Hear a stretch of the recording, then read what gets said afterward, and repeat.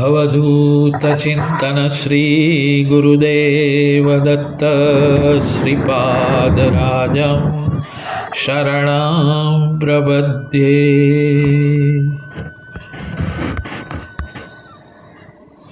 Huawei तेवु सहुलणे कर्म काय दोएम, सत्कृत्ये सुख भोगवे दुख दुष्कृत्ये तेम।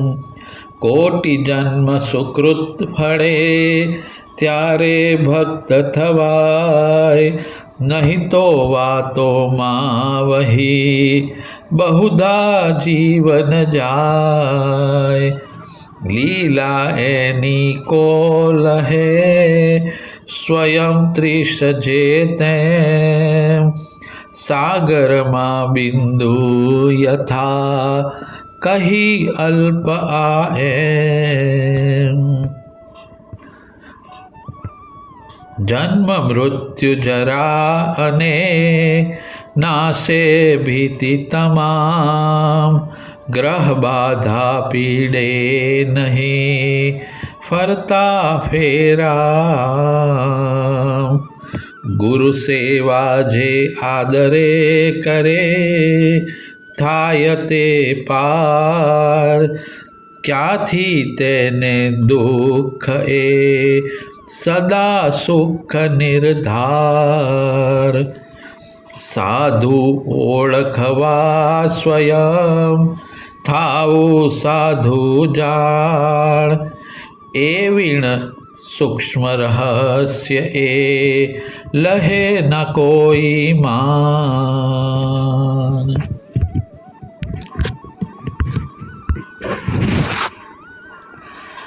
आपटे गामना श्री दत्त महाराज, कोल्हापुर प्रांतना वठार गामना श्री नरहरि दिवान ઋષિવાડીમાં સ્વામી મહારાજ પાસે આવીને રહેતા હતા. તેમની માતાની 8મી પેઢીએ શ્રી એકનાથ મહારાજ થયા હતા. સ્વામી મહારાજના સહવાસથી તેમનામાં વૈરાગ્યનો ઉદય થયો તથા પરમાર્થ પ્રત્યે તેઓ વિશેષ આકર્ષિત થયા. તેમની ઉંમર ત્યારે 15 વર્ષની હતી. સ્વામી મહારાજે વાડીથી પ્રસ્થાન કર્યા પછી તેઓ ગાણગાપુર ગયા. ગાણગાપુરમાં શ્રી નરહરિ દિવાનને સ્વપ્નમાં દત્ત ભગવાનના દર્શન થયા. ગાણગાપુરમાં દત્ત દર્શન પછી શ્રી નરહરિ દિવાન પંઢરપુર ગયા. પંઢરપુરમાં તેઓએ શ્રી હરિહર મહારાજ પાસેથી અનુગ્રહ લીધો. હરિહર મહારાજે સંન્યસ્ત દીક્ષા દીધી. પછી તેમના ગુરુએ તેમનું સંન્યસ્ત પછી વાસુદેવાનંદ સરસ્વતી નામાભિધાન રાખ્યું. આ હરિહર મહારાજ સ્વામી મહારાજના ગુરુબંધુ થાય. આગળ જતાં ગુરુ આજ્ઞા અનુસાર શ્રી નરહરિ દિવાન યોગાભ્યાસ માટે સ્વામી મહારાજ પાસે આવ્યા. સ્વામી મહારાજે તેમને યોગ્ય યોગ જ્ઞાન આપી પૈઠણમાં અભ્યાસ કરવા જણાવ્યું. પૈઠણમાં એક અગ્નિહોત્રી એ શ્રી નરહરિ દિવાનને સંસ્કૃત શાસ્ત્રો શીખવવા આગ્રહ કર્યો હોવાથી તેઓ સંસ્કૃત શીખવા લાગ્યા. જ્યારે સ્વામી મહારાજ સાથે ફરીથી મુલાકાત થઈ ત્યારે સ્વામી મહારાજે જણાવ્યું, સંસ્કૃત શીખવા તને કોણે કહ્યું? બતાવ્યા પ્રમાણે એટલે કે યોગ અભ્યાસ કરી મોક્ષ લાભ કરી લેવો. આ સાંભળીને તેમણે સંસ્કૃતનો અભ્યાસ છોડી દીધો અને પૂરો સમય યોગાભ્યાસમાં આપ્યો. તેઓ સ્વામી મહારાજ પ્રણીત દત્તપુરાણ અને દત્ત મહાત્મા ઉપર પ્રવચન કરતા. આગળ જતાં તેઓ આપટેના દત્ત મહારાજ નામથી પ્રસિદ્ધ થયા. તેઓએ સાંગલી પાસે આવેલા આપટે ગામમાં સમાધિ લીધી. ગણપતિ બુઆ નેમાવરમાં બ્રહ્માવૃદ્ધને આચાર ધર્મનું શિક્ષણ આપી સ્વામી મહારાજ ઉજ્જૈન આવ્યા. ઉજ્જૈનમાં ગણપતિ બુઆ નામે એક ગણેશ ઉપાસક હતા. તેમણે જ સત્ય વિનાયક વ્રત પ્રસિદ્ધ કર્યું હતું. તેમને યોગનું સામાન્ય શિક્ષણ હતું, પરંતુ તેઓ પોતાને સંપૂર્ણ યોગ શિક્ષણ પારંગત સમજતા. સ્વામી મહારાજના અધિકાર વિશે તેમને ખબર ન હતી. તેઓ સ્વામી મહારાજને પોતાના નિવાસસ્થાને લઈ ગયા અને તેમને યોગ વિશે કહેવા લાગ્યા. સ્વામી મહારાજે તેમની વાત શાંતિથી સાંભળી. ધોતીનો એક ટુકડો પછી મંગાવ્યો, કાપડનો ટુકડો આપતા જ સ્વામી મહારાજે તેને ભીનો કર્યો અને ધીમે ધીમે ગળવા લાગ્યા. થોડા સમય પછી તે ટુકડો બહાર કાઢતા તે લોહીથી ખરડાયેલો હતો. સ્વામી મહારાજે ગણપત બુવાને આનું કારણ પૂછ્યું. ગણપતિ બુવાને જવાબની ખબર ન હતી. પછી સ્વામી મહારાજે જ તેનું કારણ બતાવ્યું તથા તેમ ન થાય તે માટે ઉપાય પણ બતાવ્યો. છેવટે ગણપતિ બુવાને અહંકાર માટે પસ્તાવો થયો અને તેમણે સ્વામી મહારાજની માફી માગી. સ્વામી મહારાજે તેને આગળની ક્રિયાઓ શીખવાડી. કુંભાર સ્વામી ઉર્ફે શ્રી કૃષ્ણ સરસ્વતી. કોલ્હાપુરમાં શ્રી કૃષ્ણ સરસ્વતી નામે એક ઉચ્ચ કોટીના સંત નિવાસ કરતા હતા. તે બાલોન્મત્ત પિશાચની જેમ વર્તન કરતા હતા. તેઓ નિવાસ કોલ્હાપુરમાં આવેલ કુંભાર ગલીમાં હોવાથી તેઓ કુંભાર સ્વામી તરીકે પણ ઓળખાતા. તેઓ શ્રી અક્કલકોટ સ્વામીના શિષ્ય હતા. તેમનો નિવાસ એક મકાનના છાપરે રહેતો. કોકવાર ઉકરડા પર પણ બેસતા, કોકવાર અપશબ્દો બોલતા કે પથ્થર પણ મારતા. પથ્થર કોઈ ભક્તને વાગતો નહીં, પરંતુ વાગે તો તેનું અચૂક કલ્યાણ થતું. તેઓ ભક્તોની કસોટી કરતા. દૂર દૂરથી દર્શનાર્થે આવનારની નિષ્ઠા ન હોય તો અઠવાડિયા સુધી ભક્તોને દર્શન ન થતા.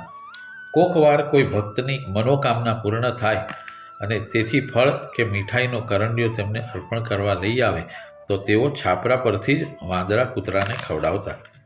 સતી અન્નપૂર્ણાને કોલ્હાપુરમાં પંચગંગા નદી પર શ્રી કૃષ્ણ સરસ્વતીનું સ્મરણ થયું. તેમને થયું કે આવા ઉચ્ચ કોટીના સંતનું દર્શન તેમને થશે અને શુદ્ધ અંતઃકરણવાળા સતી અન્નપૂર્ણાએ જેવું તેમનું સ્મરણ કર્યું કે તરત જ તેઓ ત્યાં હાજર થયા. સતી અન્નપૂર્ણા તેમને ઓળખતા ન હતા.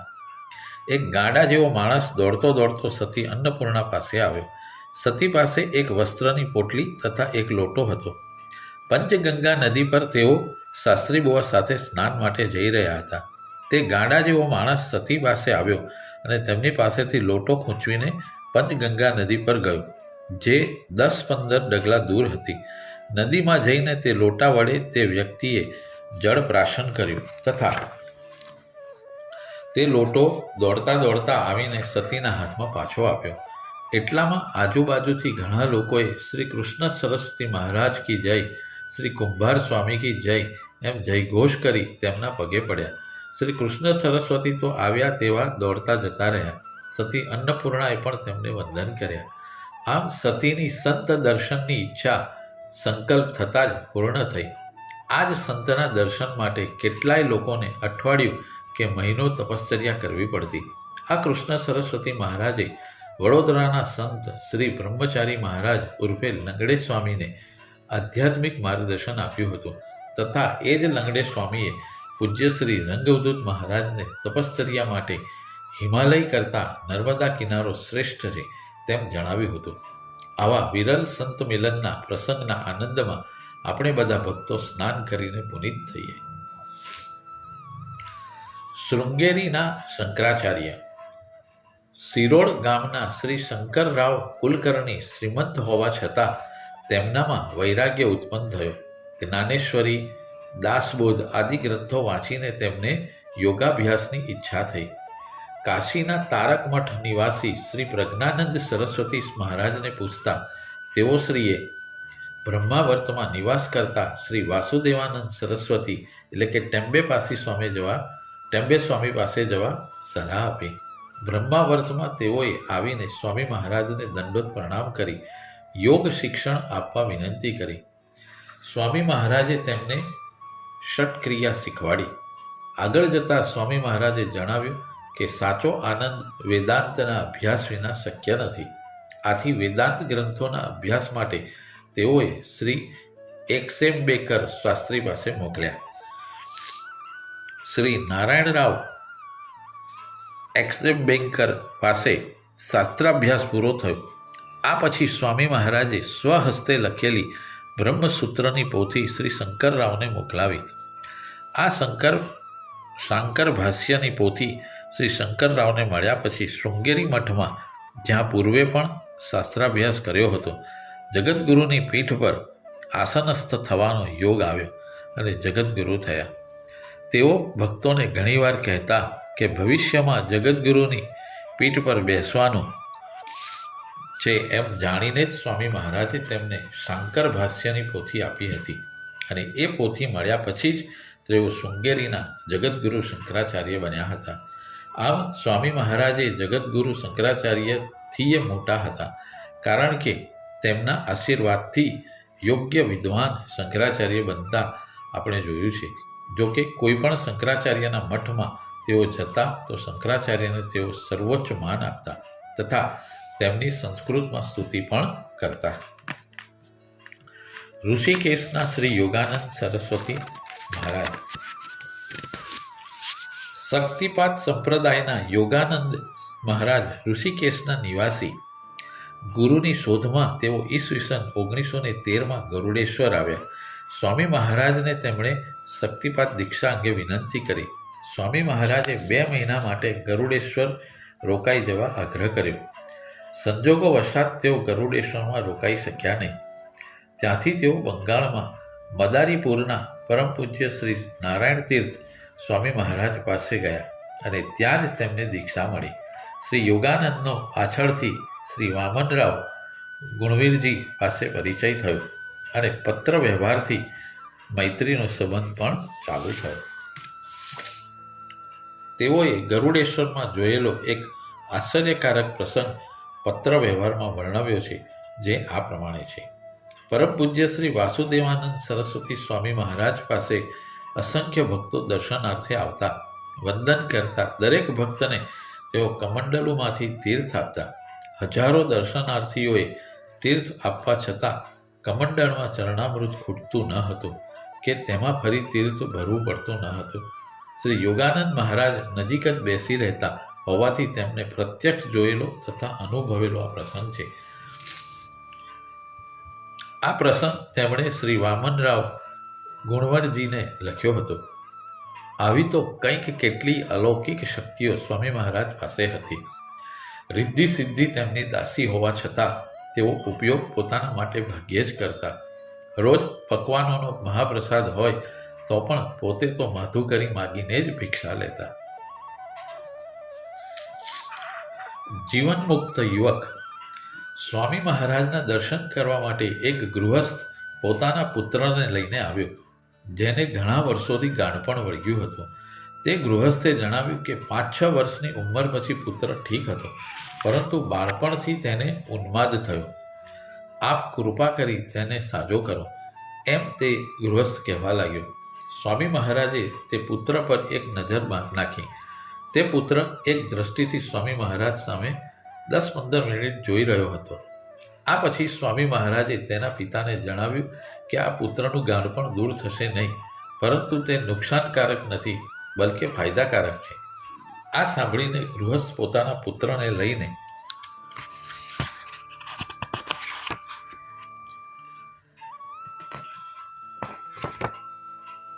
પોતાને ગામ લઈ ગયા.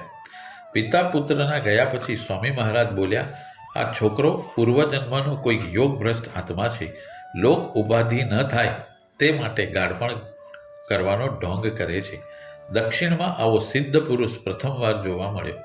ઉત્તરમાં પરમહંસના દર્શન થયા હતા. શ્રી સચ્ચિદાનંદ ઉર્ફે મૌની સ્વામી. શ્રી સચ્ચિદાનંદ ઉર્ફે મૌની સ્વામીના સંન્યસ્ત પૂર્વેના જીવન વિશે વિશેષ માહિતી મળતી નથી.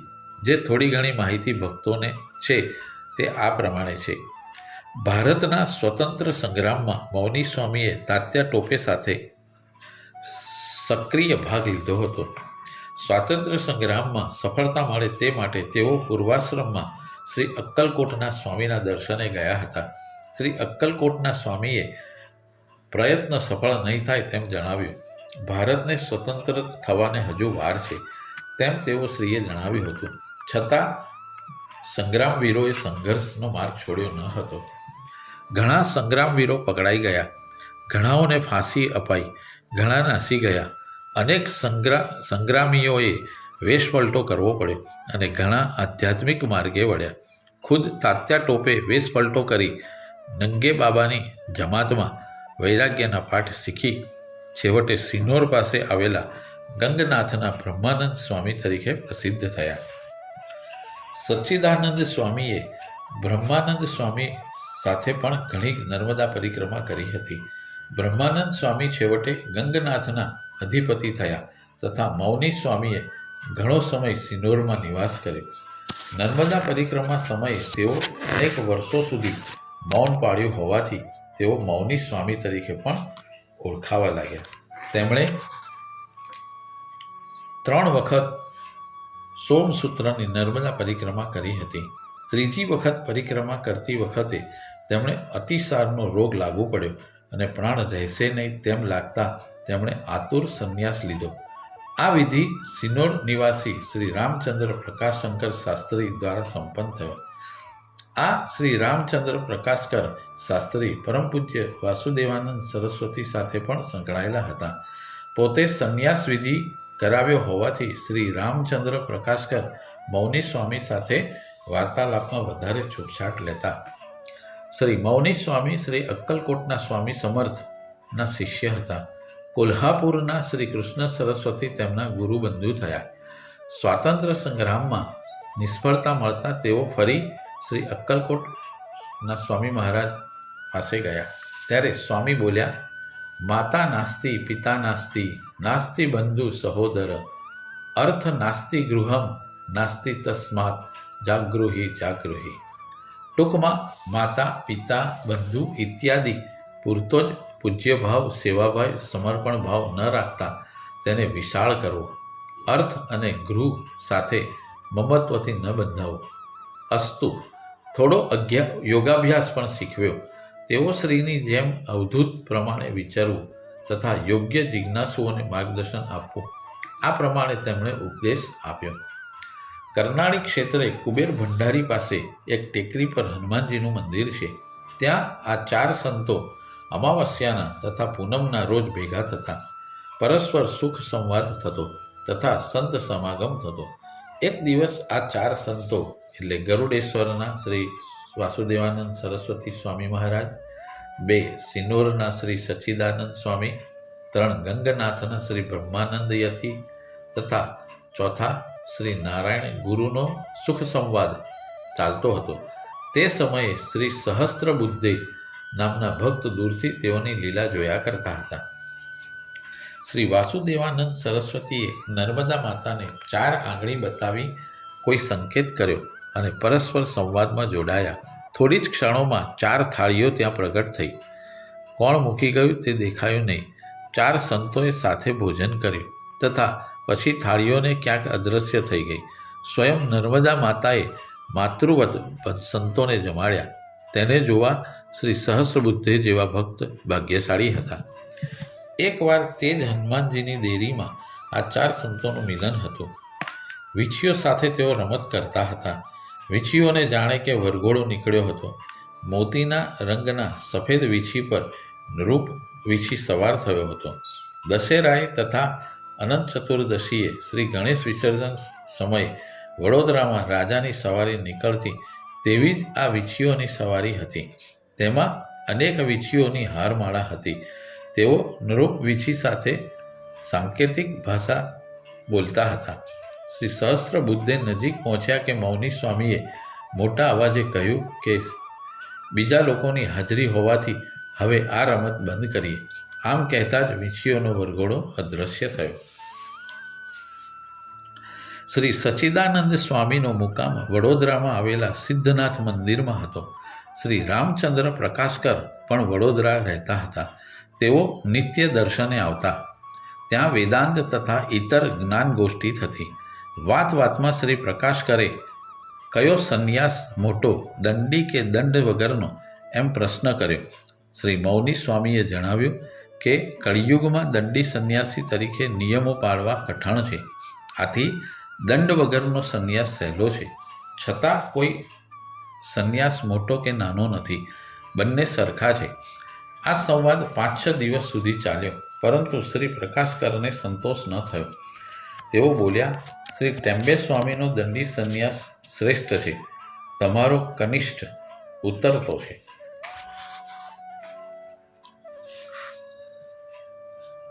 એક સંન્યાસીને આમ કહેવું એ અવિનય છે. સંન્યાસીનોની મોટાઈ મહત્તા એક સંન્યાસીના શબ્દોને આધારે નથી હોતી. શ્રી સચ્ચિદાનંદ સ્વામીએ મોટો અવાજે કહ્યું, અમને સાચા ઠરાવવા તમને બોલાવ્યા નથી, તમે અહીંથી જતા રહો. શ્રી પ્રકાશકર ત્યાંથી જતા રહ્યા. શ્રી વાસુદેવાનંદ સરસ્વતીને આ ઘમંડયુક્ત વર્તન પસંદ ન પડ્યું. તેઓ શ્રીએ પૂર્વે શ્રી પ્રકાશકરને પોતાની હાજરીમાં શાસ્ત્રાધ્યયન કરાવ્યું હતું. તે સમયે પણ શરૂઆતમાં તેમનું વર્તન ઉદ્ધતાઈ ભર્યું હતું. સમય જતાં પણ તે સુધર્યું ન હતું. આથી સ્વપ્નમાં સ્વામી મહારાજ પ્રગટ થયા. તેઓ શ્રી બોલ્યા, મને ખોટો સંન્યાસી સિદ્ધ કરવા માગે છે. શ્રી પ્રકાશકરે જણાવ્યું કે આપને ખોટા કહેનાર હું કોણ? સ્વામી મહારાજે ગાલ પર એક તમાચો માર્યો અને કહ્યું કે પૂર્વે વેદાંતનું શિક્ષણ લીધું હોવા છતાં સંન્યાસીનું અપમાન કરવા ઈચ્છે છે. ત્યારે પ્રકાશકર ભયથી થરથર કાંપવા લાગ્યા. સ્વામી મહારાજે આગળ જણાવ્યું કે જો અપરાધની ક્ષમા જોઈતી હોય તો સિદ્ધનાથ જઈને શ્રી સચ્ચિદાનંદ સ્વામીની ક્ષમા માગો. તદુપરાંત પૂજામાં મારી છબી છે તેવી જ શ્રી સચ્ચિદાનંદ સ્વામીની છબી પૂજામાં રાખ. આજ પછી મારામાં અને શ્રી સચ્ચિદાનંદ સ્વામીમાં ભેદ ન રાખો. અમે બંને એક જ છીએ. બીજા દિવસે શ્રી પ્રકાશકરે સિદ્ધનાથ જઈને મૌની સ્વામીની ક્ષમા માગી તથા થયેલા અપરાધને માટે પસ્તાવો જાહેર કર્યો. મૌની સ્વામીએ પણ ઉદાર હૃદય માફી આપી. આમ સંતોને આપણે અલગ અલગ સમજીએ છીએ, પણ તેઓ પૃથ્વી પરના બોલતા ચાલતા દેવ છે. તેઓ અભિન્ન છે, એક જ છે. દરેક સંત સાધુ સંન્યાસીને માન આપવું. કદાચ માન ન આપીએ તો ચાલે, પરંતુ અપમાન તો કદી ન કરવું. એક વખત કોઈ કામ અંગે શ્રી પ્રકાશકરે શ્રી વાસુદેવાનંદ સરસ્વતી સ્વામી મહારાજને દહીં પૌવાની બાધા રાખી હતી. સર્વ સંસારીજનોની જેમ શ્રી પ્રકાશકર પણ કામ થયા પછી બાધા ભૂલી ગયા. શ્રી સચ્ચિદાનંદ સ્વામીએ પણ તે અંગે શ્રી પ્રકાશકરને આ પ્રમાણે કહ્યું, આજે ઘણા દિવસો થયા, દહીં પૌવા કેમ નથી લાવ્યો?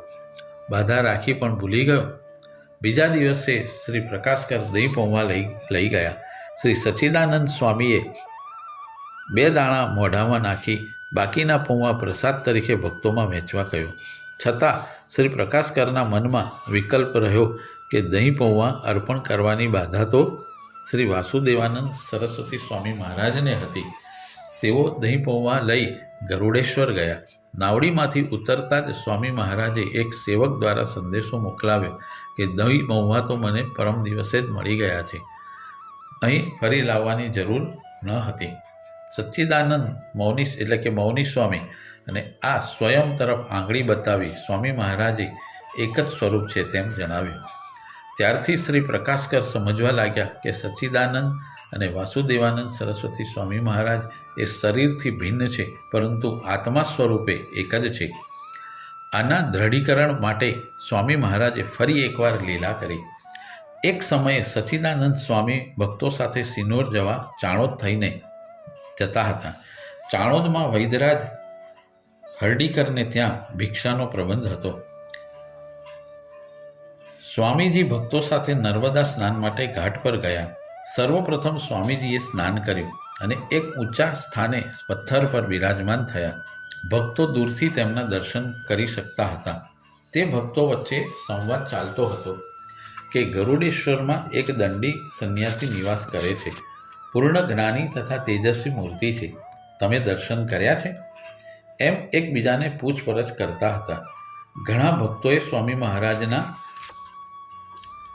દર્શન કર્યા ન હતા.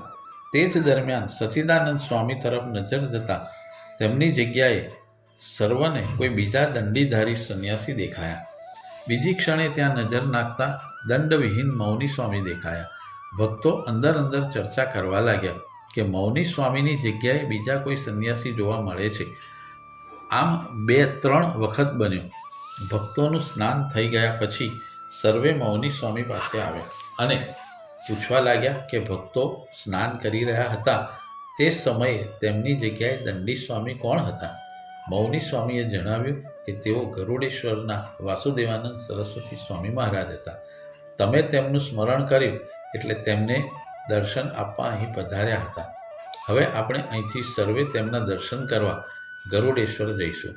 પ્રથમ હાના કરતા ભક્તો છેવટે મૌની સ્વામી સાથે જવા તૈયાર થયા. ગરુડેશ્વર પહોંચતા જ શ્રી વાસુદેવાનંદ સરસ્વતી સ્વામી મહારાજે જણાવ્યું કે અહીં આવવાનું કષ્ટ કેમ લીધું? તમારી ઈચ્છા અનુરૂપ તમને ચાણોદમાં જ દર્શન થઈ ગયા છે. ત્યારે સર્વ ભક્તોને ખબર પડી કે સંતો શરીરથી ભિન્ન દેખાય છે, પરંતુ આત્મા સ્વરૂપે અભિન્ન છે. આથી જ મૌની સ્વામીની જગ્યાએ ભક્તોને સ્વામી મહારાજના દર્શન થયા હતા. એકવાર જ્યારે વાસુદેવાનંદ સરસ્વતીનો સિનોરમાં નર્મદા કિનારે ગણેશ ઘાટ પાસે નિવાસ હતો, ત્યારે શ્રી સચ્ચિદાનંદ સ્વામીનો પણ સિનોરમાં જ નિવાસ હતો. શ્રી વાસુદેવાનંદ સરસ્વતીનું ગીતા પર તથા દત્ત ભગવાન વિશે પ્રવચન રહેતું, જેને સાંભળવા ઘણા ભક્તો આવતા. તદુપરાંત સ્વામી મહારાજનું આહ્નિક તથા દંડ તર્પણ આખો દિવસ ચાલુ રહેતું. ભક્તોએ જોયું કે શ્રી સચ્ચિદાનંદ સ્વામીનો નિત્યક્રમ થોડો જુદો હતો. શ્રી સચ્ચિદાનંદ સ્વામી પ્રાતઃકાળે 3 વાગે નર્મદે હર કહીને નિંદ્રા ત્યાગ કરતા. શૌચ મુખ માર્જન પછી નર્મદામાં 3 ડૂબકી લગાવતા. છાટી લંગોટી ધોઈને પાણીથી કમંડળું ભરી પોતાના નિવાસે આવતા. ભસ્મ લેપન કરી થોડો સમય ધ્યાન કરતા. પછી બાળકો સાથે નિર્દોષ ભાવે રમતા. બપોરે 12 વાગે ભિક્ષા માગી 3 વખત નર્મદા જળમાં પલાળતા. તેના 4 ભાગ કરતા. 1 ભાગ નદીને અર્પણ કરતા, બીજો ભાગ કૂતરાને અર્પણ કરતા, ત્રીજો ભાગ ગાયને આપતા તથા ચોથો ભાગ પોતે ગ્રહણ કરતા. તેમનું ઉપર મુજબનું આચરણ જોઈને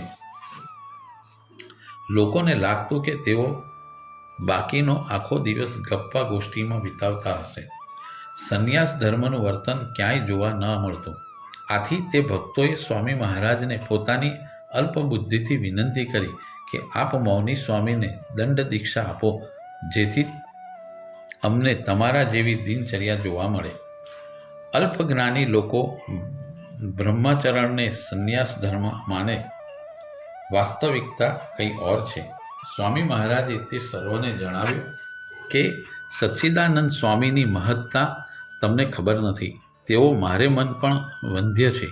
જો હું તેમને બળજબરીપૂર્વક દંડ આપું તો તેઓ તેના ટુકડા કરીને ફેંકી દેશે. કદાચ મારો દંડ પણ લઈ લે. તેઓ પરમહંસ કક્ષાએ પહોંચેલા સંન્યાસી છે. તેમને કોઈ પણ બ્રહ્માચરણની જરૂર નથી. મારી હજુ આવી સ્થિતિ થઈ નથી. આથી મારે કર્મ સાધન કરવું પડે છે. આથી તમે મૌની સ્વામી વિશે ખોટો ખ્યાલ ન બાંધો, તેમનું અપમાન ન કરો, તેમને કર્મિષ્ઠ ન સમજો. તેમની કૃપા સંપાદન કરી તેમના આશીર્વાદ પ્રાપ્ત કરજો. કલ્પવૃક્ષ જેવા સંતની પાસે રહીને કોરા પથ્થર સમાન ન રહેશો. તેમનો સત્સંગ કરીને આત્મકલ્યાણ સાધી લેવું. સંત પાસે જઈને શું કરવું તે નિમિત્તે સ્વામી મહારાજનો નીચે લખેલ અભંગ ઘણું બધું કહી જાય છે. હંમેશા સંત સંગ કરવો. સંતો જો આપણને ઉપદેશ ન આપે તો પણ તેમની વાતચીત વાર્તાલાપ સાંભળવા. તેમની સામાન્ય લાગતી વાતચીત કે વાર્તાલાપમાં પણ ઉપદેશ હોય છે. તે ઉપદેશને સમજીને તેનું આચરણ કરતાં આધ્યાત્મિક તથા સાંસારિક કષ્ટો દૂર થાય છે. વાસુદેવ મહારાજ કહે છે કે ભક્તોનું આવું આચરણ સંતોને ગમે છે. પૂજ્ય શ્રી રંગવદૂત મહારાજ એક વખત સિનોરમાં બ્રહ્મચારી મહારાજ એટલે કે શ્રી લંગડે સ્વામીના દર્શને કરવા નર્મદા ઘાટ પર ઇન્દોરના સંત શ્રી નાના મહારાજ તારણેકર સાથે આવ્યા હતા. તે સમયે શ્રી બાલકૃષ્ણ રામચંદ્ર સોહોની ત્યાં હાજર હતા. તેમણે નજરે જોયેલો પ્રસંગ આ પ્રમાણે વર્ણવ્યો છે. સિનોરમાં શ્રી સચ્ચિદાનંદ સ્વામીનો મુકામ હતો. તેમના દર્શને શ્રી બ્રહ્મચારી મહારાજ એટલે કે શ્રી લંગડે સ્વામી સિનોર આવ્યા હતા. પૂજ્ય શ્રી રંગવદૂત મહારાજને તપસ્યા માટે નારેશ્વર સ્થળ સૂચન કરનાર તે બ્રહ્મચારી મહારાજ ઉર્ફે શ્રી લંગડે સ્વામી મહારાજ હતા. પૂજ્ય શ્રી રંગવદૂત મહારાજની તપસ્યા પૂર્ણ થઈ ગઈ હતી. તેઓએ શ્રી લંગડે સ્વામીના દર્શન કર્યા તથા તેમની પાદ્ય પૂજા કરવા પરવાનગી આપવા વિનંતી કરી. શ્રી લંગડે સ્વામીના ગુરુ શ્રી મૌની સ્વામી ત્યાં હાજર હતા. આથી શ્રી લંગડે સ્વામીએ પોતાની પૂજા માટે ના પાડી. ગુરુની હાજરીમાં શિષ્ય પોતાનું પૂજા કરાવવી, ઉપદેશ આપવો, પ્રવચન કરવું તેનો શ્રી ગુરુ ગીતામાં નિષેધ દર્શાવ્યો છે. હવે શું કરવું તે પ્રશ્ન શ્રી રંગવદૂત મહારાજને ઊભો થયો. નિરાકરણ તેમની પાસે જ હતું. તેઓ જાણતા હતા કે ગુરુની આજ્ઞા લઈએ તો શિષ્ય ના ન પાડી શકે. આથી શ્રી બ્રહ્મચારી મહારાજ ઉર્ફે શ્રી લંગડે મહારાજના ગુરુ શ્રી સચ્ચિદાનંદ સ્વામીને દંડવત પ્રણામ કરી પોતાની ઈચ્છા પ્રગટ કરી.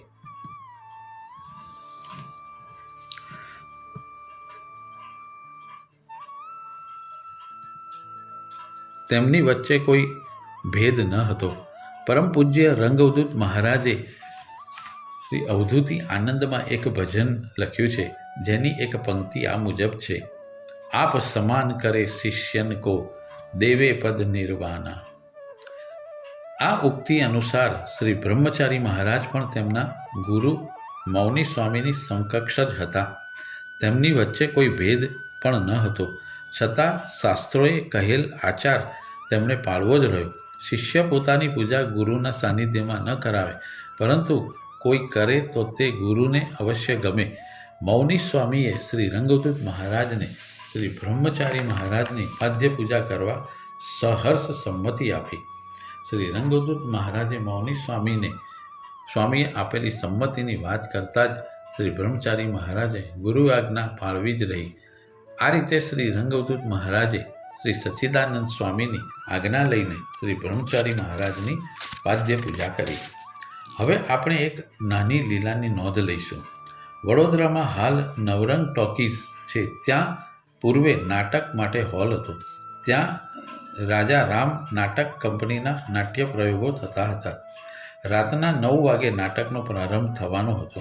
શ્રી સચ્ચિદાનંદ સ્વામી મહારાજને પણ નાટકના આયોજકોએ આમંત્રણ આપ્યું હતું. 9 વાગ્યા છતાં સચ્ચિદાનંદ સ્વામી મહારાજ હજુ પધાર્યા ન હતા. આથી નાટક શરૂ થયું ન હતું. 10-15 મિનિટ થઈ છતાં નાટકનો પ્રારંભ ન થતાં પ્રેક્ષકોમાં ઘોંઘાટ શરૂ થયો. આયોજકોએ જાહેર કર્યું કે શ્રી સચ્ચિદાનંદ સ્વામી પધારવાના હોવાથી વિલંબ માટે દિલગીર છે. નાટક કંપનીના માણસો સ્વામીજીના નિવાસે જવા નીકળ્યા. ત્યાં જ સામેથી સ્વામીજી થિયેટર તરફ આવતા હતા. સ્વામીજીને સ્ટેજ પર લઈ જવામાં આવ્યા તથા સ્ટેજ પર ઉપરથી જાહેરાત કરવામાં આવી કે હવે સ્વામીજી પધાર્યા હોવાથી હવે નાટક શરૂ થશે. વિલંબ માટે ક્ષમા પ્રાર્થીએ છીએ. મૌની સ્વામીએ નાટકના પ્રાયોજકોને પ્રશ્ન કર્યો કે ક્ષમા શા માટે? નાટક ક્યારે શરૂ કરવાનું હતું? આયોજકોએ જણાવ્યું કે 9 વાગે. ત્યારે સ્વામીજીએ આયોજકોને જણાવ્યું કે ક્ષમા માગવાની કોઈ જરૂર નથી. તમે જાહેરાત કરો કે પ્રેક્ષકો પોતપોતાના ઘડિયાળમાં જુએ. હાલમાં જ 9 થયા છે. સ્ટેજ પરનું ઘડિયાળ પણ 9નો સમય દર્શાવતું હતું. પ્રેક્ષકોએ જ્યારે પોતાના ઘડિયાળમાં જોયું તો સર્વના ઘડિયાળમાં 9 વાગ્યા હતા. સર્વ પ્રેક્ષકો આશ્ચર્યમુગ્ધ થઈ ગયા. મધ્યાંતરમાં સ્વામીજીના દર્શન કરવા પ્રેક્ષકો પડાપડી કરવા લાગ્યા. તો તેમને ખબર પડી કે સ્વામીજી તેમના આસન પર નથી. આયોજકોને પણ ખબર ન હતી કે સ્વામીજી ક્યારે અને ક્યાં પ્રસ્થાન કરી ગયા. નાટક કંપનીવાળાએ 2 સેવકોને સ્વામીજીના નિવાસે મોકલ્યા તથા પૃચ્છા કરી કે સ્વામીજી થિયેટરમાંથી ક્યારે પાછા પધાર્યા. સેવકો તે સાંભળીને સુખદ આશ્ચર્ય થયું કે સ્વામીજી બપોરથી ક્યાંય ગયા જ નથી. આમ સ્વામીજી એક જ સમયે 2 સ્થળે દેખાયા. સંતો તો 2 સ્થળે શું અનેક સ્થળે દેખાઈ શકે છે. દત્તબાવનીની પ્રસિદ્ધ પંક્તિ છે: એકી સાથે 8 સ્વરૂપ ધરી દેવ બહુ રૂપ હરો. આમ દત્તબાવનીમાં શ્રી નૃસિંહ સરસ્વતી સ્વામી મહારાજની લીલાઓનું વર્ણન આવે છે. શ્રી ગુરુચરિત્રમાં પણ આ અષ્ટરૂપ ધારણની કથા વિસ્તારથી નિરૂપણ કરવામાં આવી છે, જે ઘણા બધા અવધૂત ભક્તો જાણે છે. અવધૂત ચિંતન શ્રી ગુરુદેવ દત્ત શ્રીપાદરાજમ શરણમ